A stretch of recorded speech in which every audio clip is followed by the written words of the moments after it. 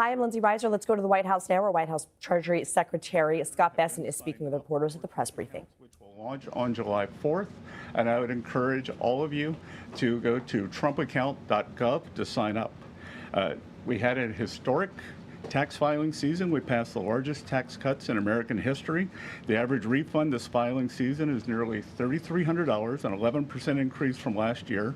And importantly, very importantly, 62 million returns. 44% claimed at least one of the president's signature tax cuts. No tax on tips, no tax on overtime. The reduced taxes on Social Security benefits. 85% of our seniors paid no taxes. And the auto deductibility on loans for American cars. And to remind everyone, Democrats, every Democrat voted against those programs. We've had sustained and resilient GDP growth. Real GDP has risen 2.6% over the past 4 quarters. Atlanta Fed's GDP now predicts 3.8% for this second quarter. The U.S. energy dominance, part of our resilience stems from our energy dominance. Natural gas is down, is my belief, and the futures market is showing us oil will be lower than pre-conflict levels. We are more resilient to energy price fluctuations due to President Trump's energy dominance and deregulatory agenda. The United States is now the world's largest energy exporter. The United States has never exported so much energy or produced so much energy. Main Street prosperity, the average 401k is up almost $30,000 since President Trump's inauguration. President Trump RX has already saved Americans over $600 million. I'm sure all of you will want to report on that. And the unemployment rate remains low at 4.3%. So with that, I'm happy to ask questions. I will mention 3 weeks ago, I got an honorary degree from the University of South Carolina. So if you really want to get a question, you can call me Dr. Bessent. So, I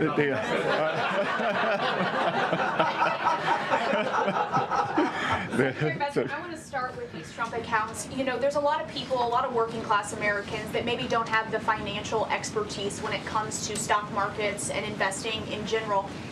In what ways are you guys simplifying this for all those Americans so that it's not just for one class of people, but all Americans can have it? Well, that's a great question, because 38% of Americans have no exposure to equities. They don't share in the great innovation, the machine that is the American economy. Our great capital markets drives our prosperity.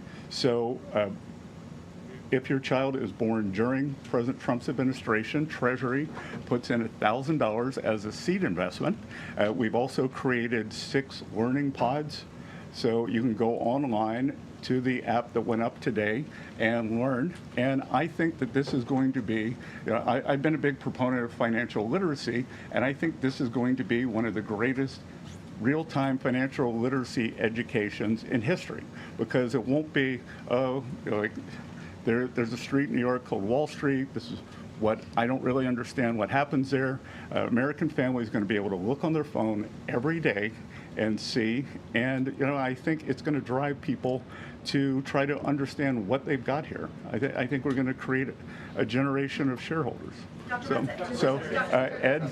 Thank you, Mr. Secretary. I guess first, well, we're starting to see this disruption of the oil supply and through the Strait of Hormuz affect economic data. First, is there a deal on the table for a 60-day ceasefire to continue that? And then second, how fast could inflation then recede or retreat, or is inflation sticky? Because the PCE was at a 3-year high. Well, first of all, PCE today, month over month, was 0.2, which was, we're looking at decimal points, but the estimate was 0.3. So 1 month doesn't a trend make. And what we've seen is actually oil prices are down about 10% in May. There are almost 2,000 ships waiting to come out of the Gulf. And I think the oil market is going to be very well supplied on the other side of this, and that we could see prices come down very quickly. We saw the UAE leave OPEC. So I would expect on the other side of this that gasoline prices will follow. Is there an agreement on the table? Sorry? Is there an agreement with Iran on the table? The teams have been going back and forth.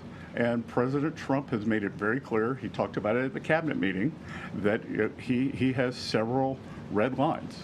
And Iran has to turn over their highly enriched uranium. They cannot pursue a nuclear weapon. And the Strait of Hormuz, back to your question on energy, has to free transit. Navigation of the seas has to be free and open as it was before. So he's not going to take a bad deal. He's going to make a great deal for the American people. So, Peter. Thank you, Dr. Bessent. Yep. How long until we see your signature next to President Trump's face on a $250 bill? Well, again, as Treasury Secretary, I have two mandates for U.S. currency. At present, no living person can be on U.S. currency, and the currency must say, "In God we trust."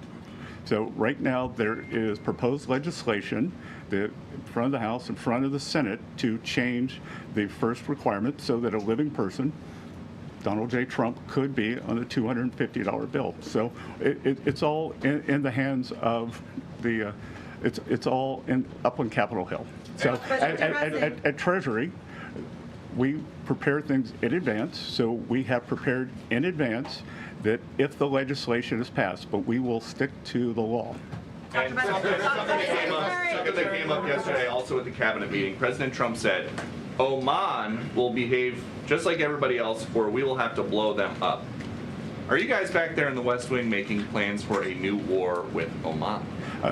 Again, I think the president wanted to punctuate freedom of navigation in the strait. I had a call with the Omani ambassador this morning, and he assured me that there were no plans for tolling the strait. As he said, our countries have had 200 years of good relations. He wants to have another 200 more. And I told him that this was a non-starter, and he did not want to risk either the Omani individuals or Omani financial institutions getting sanctioned. Dr. Thank you, Mr. Secretary. Is it in the U.S. interest to waive some sanctions on Iran or to unfreeze some of their assets before Iran has made concrete promises about getting rid of their nuclear program? Again, I'm not going to preview the deal, but I would think that the things would go very slowly in terms of that. So we'll see. Dr. Just to follow up on that, because it's our understanding that the U.S. has committed to discussing the matter of sanctions relief during this negotiation period. So just to be clear, is sanctions relief for Iran on the table?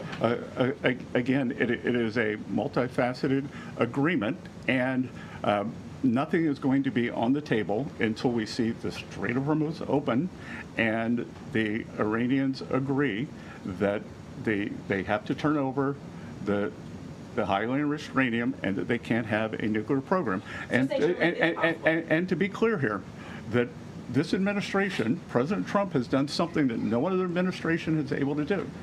We have gotten the Iranians to talk about their nuclear program and to perhaps commit to not having one. That has never happened before. It had been off the table. So I think when you look at the results of the kinetic action of our economic pressure, it has worked to bring them to the table and have a discussion on this. Mr. Secretary, I just want to follow up. You said that the teams have been going back and forth, but can you confirm whether or not a tentative agreement has been reached in these negotiations with Iran? Again, everything depends on what the president wants to do, and President Trump is not going to make a bad deal for the American people, for the U.S., and he was very clear at the cabinet meeting on yesterday what he wants. Secretary Bessent, Dr. Kara from Lindell TV. I'm sorry, did I steal his question? Because I'm not that person. No, it's you. Okay, thank you so much. Thank you for taking my question, Kara from Lindell TV. I really wanted to get your thoughts on digital currency. A lot of our viewers are increasingly worried that digital currency could one day be used to track people's spending or limit personal freedom. What's your philosophy on that, and what safeguards is the Treasury and this administration putting in place to make sure new digital payment systems protect Americans' privacy and freedoms in the future? Well, so this administration has been very clear. There will be no central bank digital currency, which I think would be the first step toward tracking. So we have taken that off the table. We passed stablecoin legislation, with bipartisan, and the Clarity Act is now up on the Hill, and I think it has bipartisan support. And the most important thing we can do is to make digital assets come into the United States, make the U.S. the home. Our regulation, our best practices are what will ensure good standards for these. When you look at digital assets, all the nonsense that happens, all the things you read about, that's because it's the wild, wild west offshore, so we got to bring it on shore. So I would encourage the House and the Senate to get clarity done. Jack? A lot of people talking about the IRS settlement, and which has been rolled over now into this weaponization fund over at DOJ. Wanted to get your comment on the decision process, as much as you can tell, how that settlement came to be, how it was rolled over to DOJ, and then the process for for those funds now as it's played out. Good. So thank you for the question. This is going to be the only question I'll take on this matter today. So there's ongoing litigation, so it'd be inappropriate for me to comment. President Trump is a great American who has endured more than 10 years of nonstop harassment and weaponization from the federal and state government actors. A bad actor at the IRS leaked more than 400,000 tax returns, including the Trump family, all the employees, and that's how we got here now. No American should be targeted for political reasons, and every citizen deserves fair treatment and full protection of the law. The Department of Justice represented Treasury and the IRS in this matter, and I'm going to have to refer any questions to Acting Attorney General Todd Blanche. So. Yeah, thanks. So President Trump has said that we can expect interest rates to come down very quickly. A number of times he did that last week. But the market at the moment broadly does not expect any rate cuts this year. You know, JP Morgan said this, Morgan Stanley, and so on. So who is right, the president or the market? Well, I think, again, I believe that we will get through this challenging period now.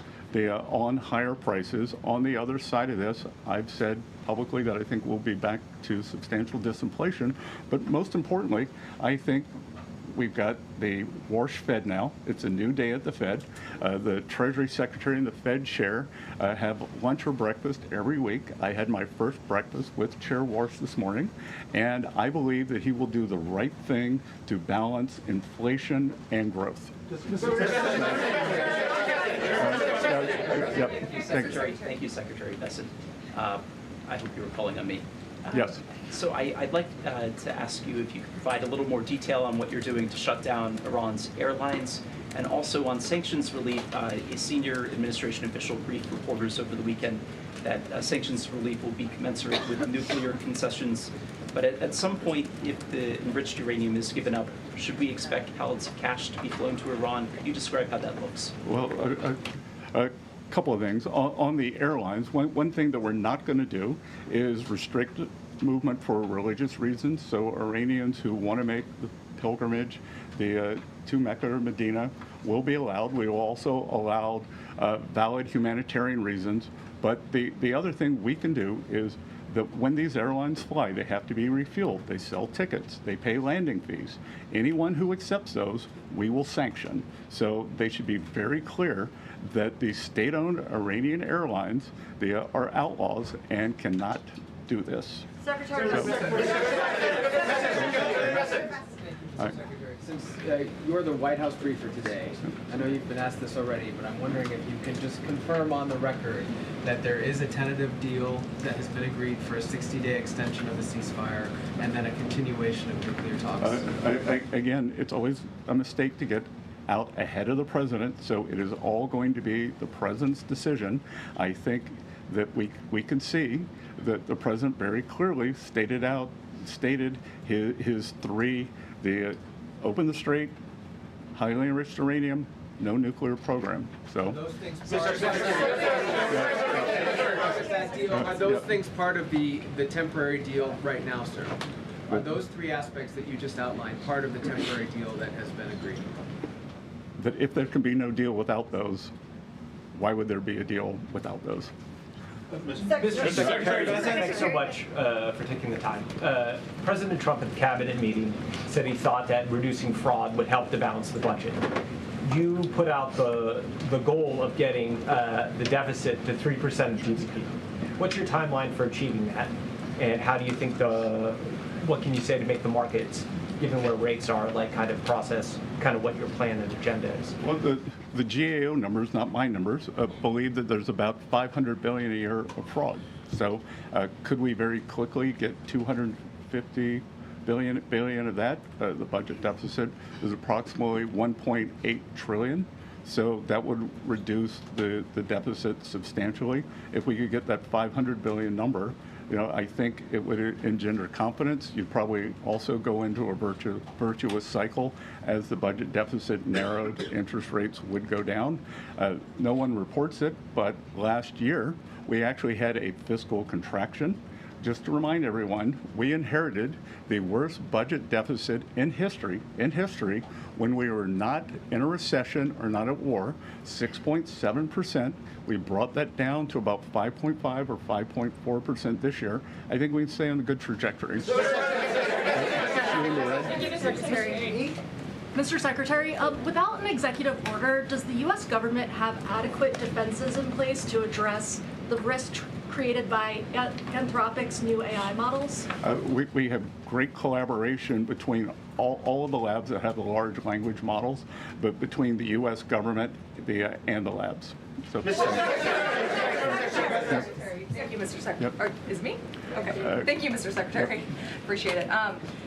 First, did you speak with the president before this briefing? Did he show any willingness to this 60-day ceasefire extension? I haven't seen the president today. And then I just want to follow up. When can Americans, the average American, and can the U.S. economy work for the average American without a deal with Iran? Again, I believe we've already seen oil prices come down substantially. We are pumping more oil than we've ever seen before. And as I said, these are short-term challenges that we will get over, and I think we'll move forward.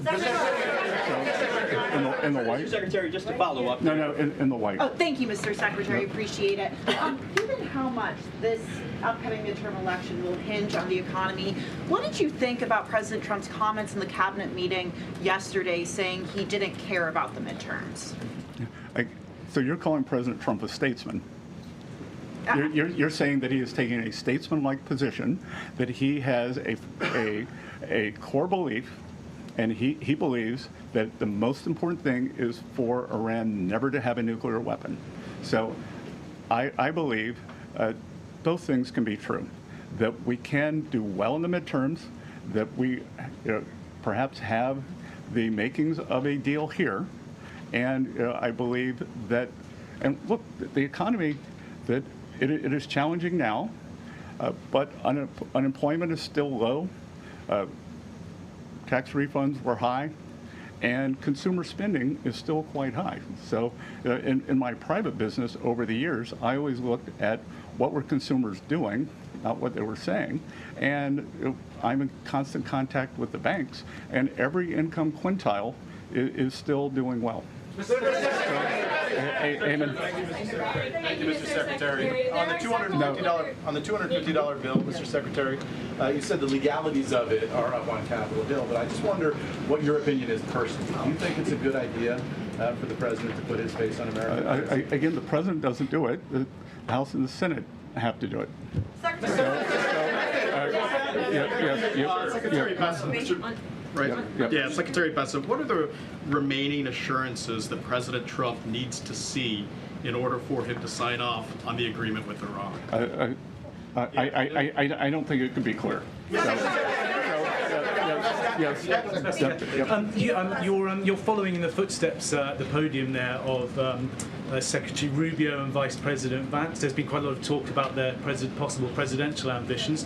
Does your presence here today indicate that we might see you running in 2020? No, I think it just means they've run out of things on the food chain. Secretary Bessent, Yep. there's been some back and forth over the last several days, and also with the U.S. attacking Iranian drones yesterday. This morning, CENTCOM put out a statement that Iran had launched its ballistic missile towards Kuwait, calling it an egregious ceasefire violation. How can the administration still argue that a ceasefire is in effect?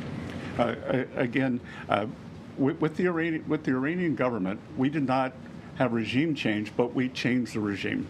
As President Trump said at the cabinet meeting, as we've said other times, the first layer of leadership was eliminated, the second layer, and we're now at the third layer.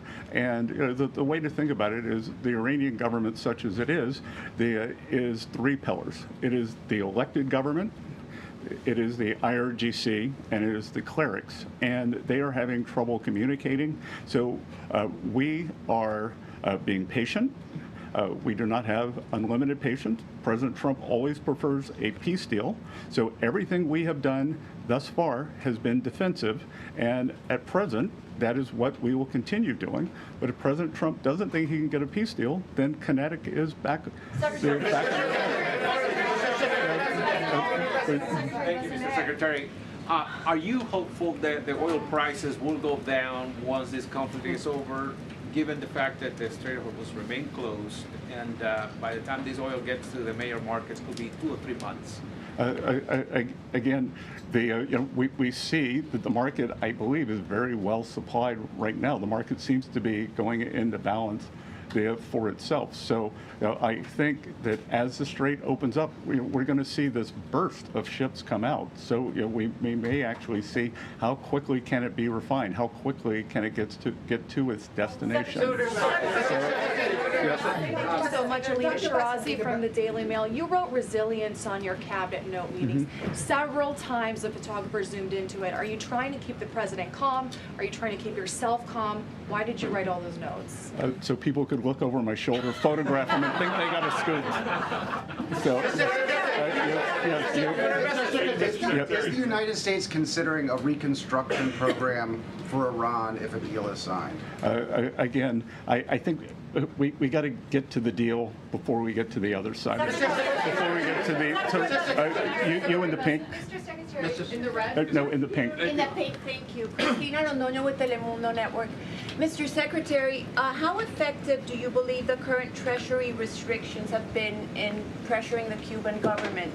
And also, if you're in the room when those talks are being held, are there any plans to either tighten the sanctions or to ease the sanctions against the Cuban government to get some type of change? Again, that's going to be up to the Cuban government.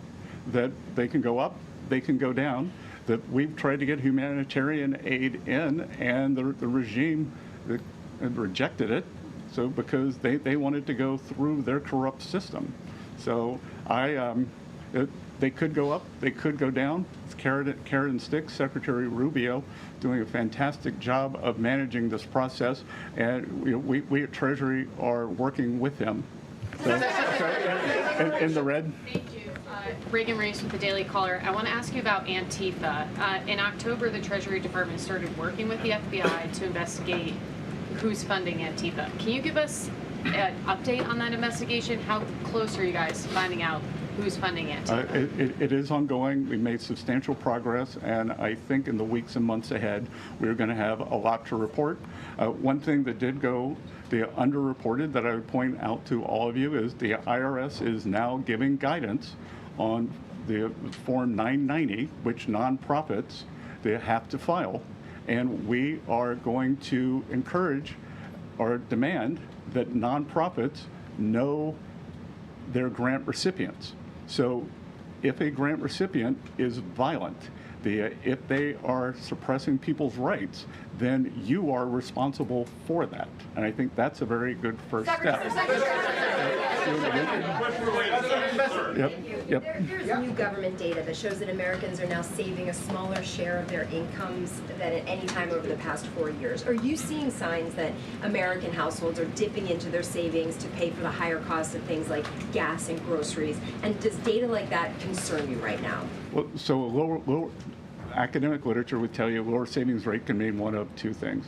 The kind of the doomer view that you took, or that people have more confidence, or it could be something else because, for instance, stock market gains or 401k gains might not show up in savings, so they're looking at that, think that they can draw down their household savings. You're obviously concerned about the risks posed by advanced AI models like Mythos to critical infrastructure. The financial sector is concerned as well. What types of changes are being considered to the AI executive order so it can pass? And do you believe that an AI executive order needs to include the pre-public access for government? Again, we're working very closely with the large language labs. They've been excellent partners, and we are going to get a solution that solves for the maximum calculus. What we want to do, the U.S. is the AI leader in the world. We're an AI superpower. China is second. They are trailing substantially. We want to make sure that we keep that lead. So we are working on the exact calculus between innovation and safety, and we want to optimize for that. So you in the glasses. Thank you, Mr. Secretary. In the glasses. Thank you very much. No, you don't have glasses on. You in the glasses. Thank you for taking my question. There was a report this morning that Justice Alito's son is working in your department. Can you confirm that that's the case? And if so, do you believe that that means that he should be that the justice should recuse himself from cases that involve your department? I am sure that Mr. Alito follows all legal and ethical guidelines, and I can assure you that at Treasury, we follow all the legal and ethical guidelines. Thank you, Mr. Secretary. I have two questions for you, but just to follow what you said about the well, you didn't call me doctor, so I only get one. Well, I'll shoot for two. You said that it's up to Congress. The president's face is on a $250 bill, but it is actually the Washington Post that's reporting two political appointees from the Treasury Department who have asked agencies to be ready to do that. Do you think politically it's a good idea to put his face on a $250 bill when people are struggling to afford gas and groceries? I don't really understand this Washington Post article. That who hears from the Post? Yep. Terribly written, terribly edited. Because basically what it says is that Treasury is following the law and that we've created the bill and that it's up to Congress, but that we follow the bill and it's up to... I didn't really understand what the story was. So, but anyway... appointees aren't involved in that, two of your political appointees? Yeah, of course, but we prepare for everything if it gets passed. Just like we were ready 6 months in advance for the one big beautiful bill for tax guidance. So we have to prepare in advance. You can't draw something up the day before. Politically, do you think it's a good idea though when people are struggling to afford gas and groceries? Look, I think it has. I think that it's bifurcated. Do you think we should have a 250th anniversary, the celebration? Well, that's happening anyway, but putting the president's face on a $250 bill is a choice. But Caitlin, it's not happening anyway. It's happening because it's being funded by private citizens, by the federal government, by state governments, by municipal governments to celebrate our country. And I don't think that there's anything untoward about having the President of the United States, the person who was President of the United States, on the 250th anniversary bill. On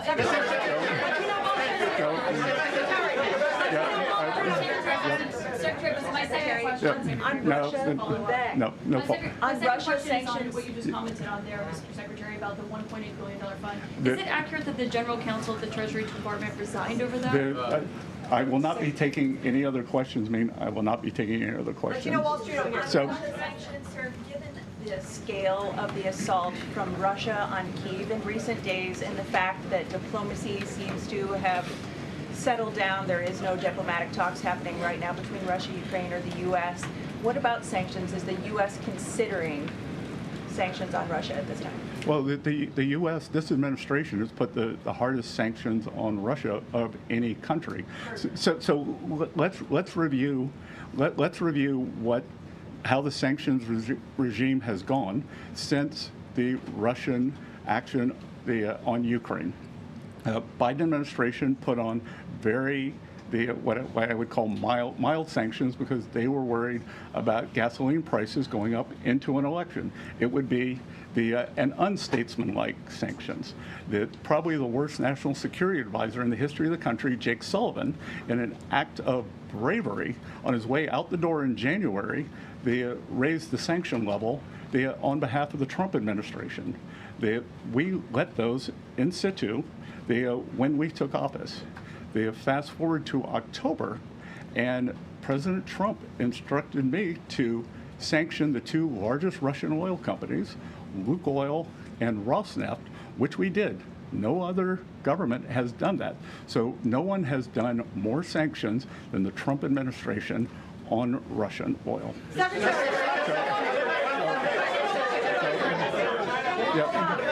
Here,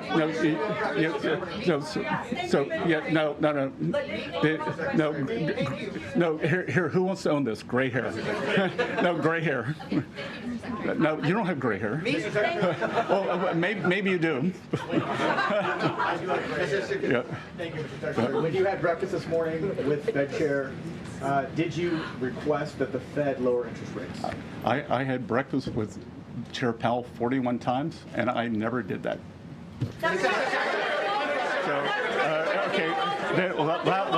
Last question. Thanks, sir. Governor Gavin Newsom has floated this idea of a 100% state tax on Californians who receive money from President Trump's anti-weaponization fund. Your response to the governor's call for 100%? There's no cure for stupid. Okay. Thank you all. Okay, that was Treasury Secretary Scott Bessent, of course, in place of White House Press Secretary Caroline Leavitt. Speaking with reporters at today's press briefing, he began by talking about the new Trump accounts for children. Those people can start downloading those today. He said the Treasury Department is putting in $1,000 as a seed investment for children born during his second term. And he also talked about oil prices for the month of May, saying that they're down 10%. Basically, it is the administration's contention that once the strait is open, there will be, in his words, a burst of activity with ships coming through. That oil will simply need to be refined. They believe that on the other side of this conflict, the gas prices will follow. Now, a lot of talk about whether an agreement is actually on the table. Let's go to CBS News correspondent Natalie Brand joining us from the White House. So, Natalie, the Treasury Secretary there saying he didn't want to get ahead of the president, but what has CBS News learned? Yeah, well, CBS News and other outlets through the White House pool here confirmed that there is news of a tentative memorandum of understanding for essentially a 60-day ceasefire extension, and then negotiations would begin on really the details and the nuclear issues. This was first reported by Axios today, and the White House confirmed that reporting to the press pool here at the White House. Now, the Treasury Secretary, who, as you noted, is filling in for Caroline Leavitt, was asked multiple times about this tentative truce or deal, that asked if one was close or in the works. And he was very careful in answering and saying that the teams, the negotiators on the U.S. side and the Iranian side were going back and forth. But he did, Lindsay, reiterate the president's red lines multiple times, saying that it will include an agreement to turn over the enriched uranium stockpiles currently in Iran, as well as an agreement for Iran to give up its nuclear program and then immediately reopen the Strait of Hormuz without restriction. So, these have been red lines for the Iranian side as well. So at this point, that is a big ask, especially since the reporting is such that, really the agreement would just be an agreement to have these more detailed negotiations. But again, he didn't confirm that this tentative agreement or memorandum of understanding was signed. The Axios reporting also said that President Trump has not yet, given the final approval here. But it was interesting to hear him reiterate these red lines again several times throughout the briefing. Also, the Treasury Secretary was asked many times about the economy. He said the economy is challenging now. Unemployment is low. Tax refunds were high. Consumer spending is high. And he also notably said when he was in private business, he looked at what consumers were doing not what they were saying. Was that also notable to you? It was, and he was asked, multiple times about the impact of this conflict on the economy and on energy prices in particular, of course. And he really, like other administration officials have, and the president himself, tried to downplay the concerns, saying that, the oil prices are going to drop immediately following the conflict, that he believes the U.S. is well positioned, especially as a big producer of energy itself. And so, he tried to make the argument that this is temporary. The White House has argued this is for the greater good of making sure Iran cannot get a nuclear weapon. And it is interesting, ahead of this briefing today, he put out a series of posts on social media, threatening sanctions or saying that he will impose sanctions against the so-called Persian Gulf Authority, as Iran has really tried to formalize its control over the Strait of Hormuz. We know that the Treasury Department has really ramped up its sanctions and what, it calls the economic part of this conflict as well, to try to put pressure on Iran to get them to the negotiating table. But to your question, he really, throughout this entire briefing, downplayed those economic concerns that we are hearing from everyday Americans. He was asked about that so-called anti-weaponization fund. He read a prepared statement in which he said there's ongoing litigation. It would be inappropriate to comment, but then he went on and said that President Trump has endured more than anyone. He was referring questions to Blanche. Also, a lot of questions today, Natalie, on this $250 bill that could bear the president's image. What do we know about that? Right. He said that, he was referencing this Washington Post story that this bill is being considered, or a mock-up was created. And he said that the Treasury Department is following the law and that, if a bill like that were to happen, it would need congressional approval. I guess there is some legislation. This would be a bill for America 250. But he essentially tried to say that, Treasury is doing everything by the books and that Congress would get involved, and kind of left it there, said that they are not doing anything out of the law at this point. Okay, Natalie Brand, thanks so much.